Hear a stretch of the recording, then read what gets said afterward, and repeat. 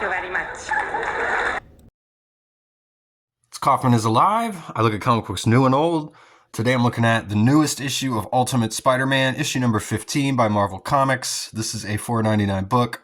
Yesterday I looked at Ultimate Wolverine number 3, so I figured I'll just keep going with the Ultimate Universe today.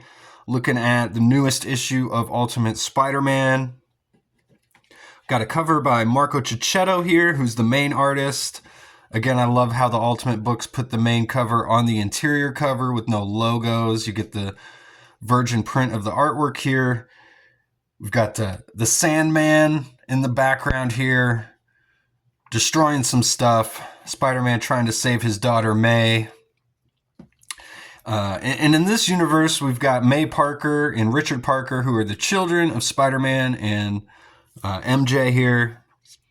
There's Harry Osborn, who got killed in the previous issue. He's married to Gwen Stacy. Ben Parker's alive, and he's got a pen name, Ben Reilly, and he works with J. Jonah Jameson at The Paper, which is an offshoot to the Daily Bugle, which got taken over by the Kingpin. So The Paper writing stories opposite of the Daily Bugle to try and combat the Kingpin's propaganda. And then, of course, we got Felicia Hardy, who is the daughter of the original Black Cat, who was working for Wilson Fisk, the Kingpin, who's got his Sinister Six taking over New York City. And they found out who Spider-Man was, and Kraven took Peter and Harry hostage, and Peter was able to escape, but Harry was killed, and Peter had to take his family on the run here. So we've got Hunky Peter coming out of the RV here, surveying their new home. Looks like the Arizona desert or the Death Valley or somewhere, South Dakota, who knows? It doesn't quite say, but we've got Hunky Peter and we've got Hot MJ here. And the main thing about this story in this book here, I'd say, you know, I'm glad Peter and MJ are together, but MJ seems almost naively optimistic about everything going on. She really admires Peter and everything he's become as Spider-Man. And it almost feels out of character. I don't know if it's out of character. We don't know too much about this Mary Jane. She honestly feels kind of like a one-dimensional character, just like a mother and a wife. And like I said, she seems just almost stupidly optimistic about everything going on here. They had to uproot their family, leave the city, and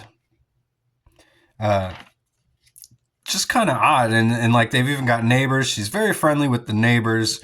This guy tells them not to go investigate this certain part of the canyons. And she says to Peter, well, people might need help, so maybe someone should check it out, you know, referring to, well, we're not going to listen to this guy. Why don't you guys go check it out? So just kind of weird characterization there on Mary Jane, I feel like.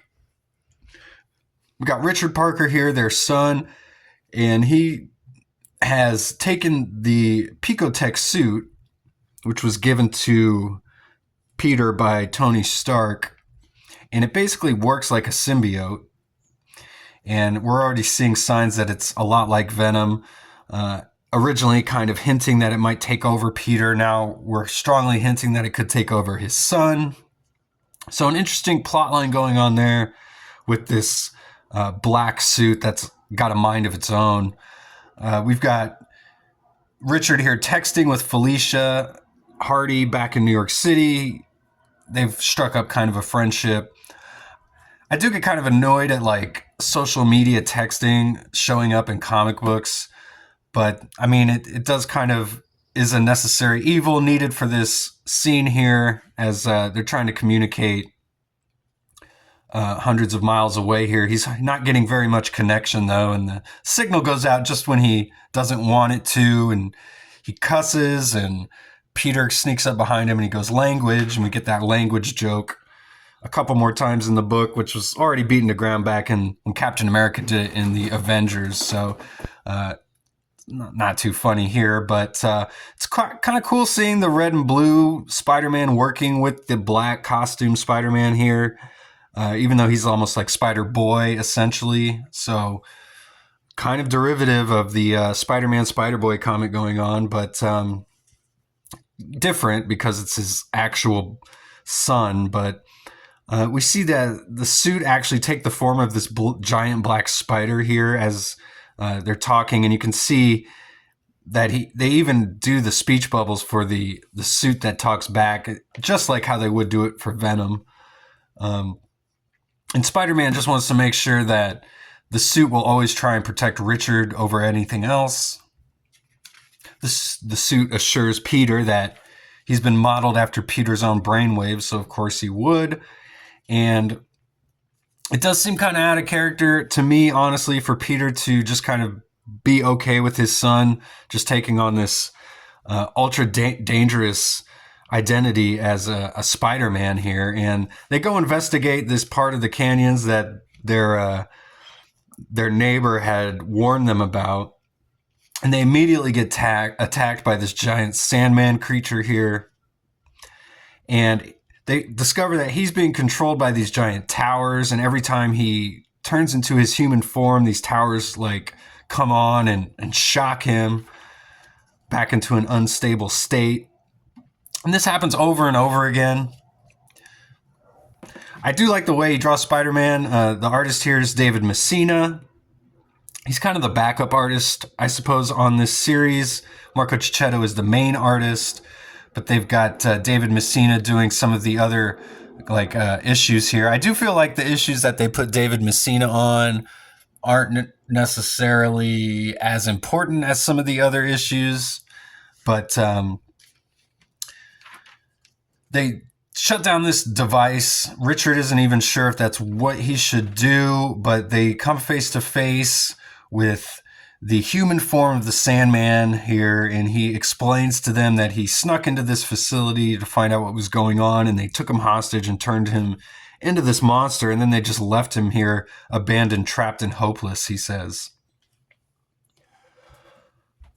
And Peter says, well, cool, next time, instead of like picking me up and smashing me around and giving me a concussion, maybe just write help in the sand. And he's like, that's a good idea. I should have thought of that.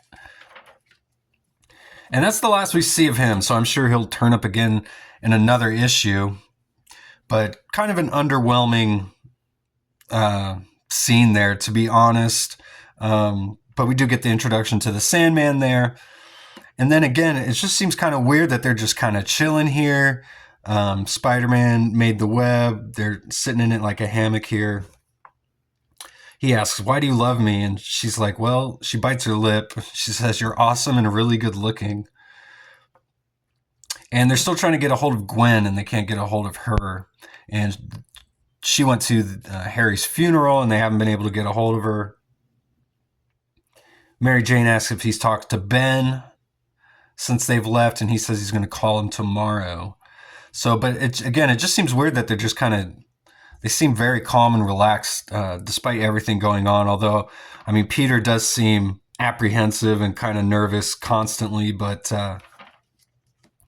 we get Peter asking one of the neighbors to use a phone because they're trying to stay off the grid here. So I'm sure this is not a good idea. This will probably come back to haunt Peter, but he gets a hold of Ben. He's acting like an insurance agent, so I guess no one can track them. But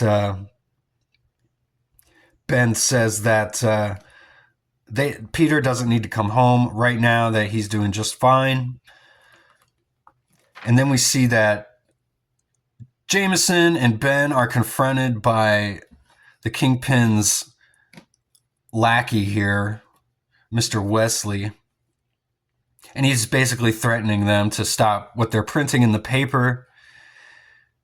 And then Fisk turns around and reveals that they've killed every Ben Reilly, not just in the city, he says, but in the entire world.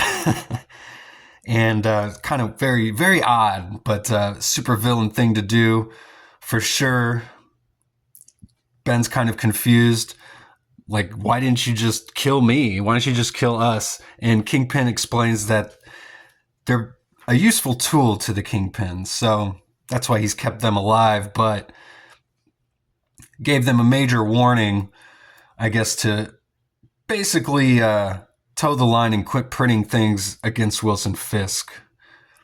So, kind of a ridiculous ending there. A shocking ending, going for the shock there, killing every Ben Reilly in the world.